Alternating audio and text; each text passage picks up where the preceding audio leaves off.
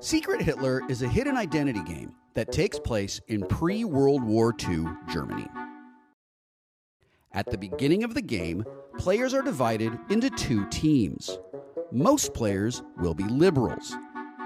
Their goal is to hold the government together and prevent Hitler from taking power. But some players will be fascists. Their goal is to take over the government and install Secret Hitler as Chancellor. After roles have been dealt, there will be a brief night phase for the fascists to reveal themselves to each other and find out who Hitler is. But Hitler won't know the identities of the other fascists. After the night phase, select a player at random to be the first president. In Secret Hitler, teams race to complete their agenda before the other team. Fascists need to enact 6 fascist policies to complete their agenda and win the game, and liberals need to enact 5 liberal policies. Each round, the table will elect a president and a chancellor together as a ticket. First, the president nominates another player to be chancellor. The whole table then votes on this new proposed government. If the vote fails, the president loses the opportunity to be elected, and the presidential placard moves clockwise.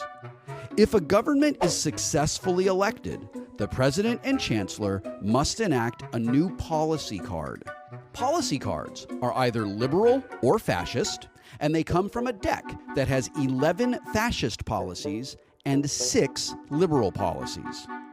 In order to enact a new policy, the president draws 3 policies from the policy deck, looks at them in secret, discards one face down, and passes the other 2 to the chancellor.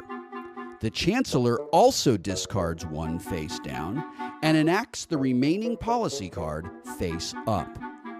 If the government enacts a liberal card, the liberals are one step closer to holding the government together. However, if the president and chancellor enact a fascist card, you must try to figure out what went wrong. Perhaps the president and the chancellor are liberals and they received a bad draw.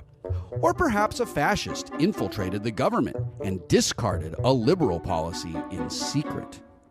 Players are free to lie about almost anything in the game, so the president and the chancellor can't be trusted.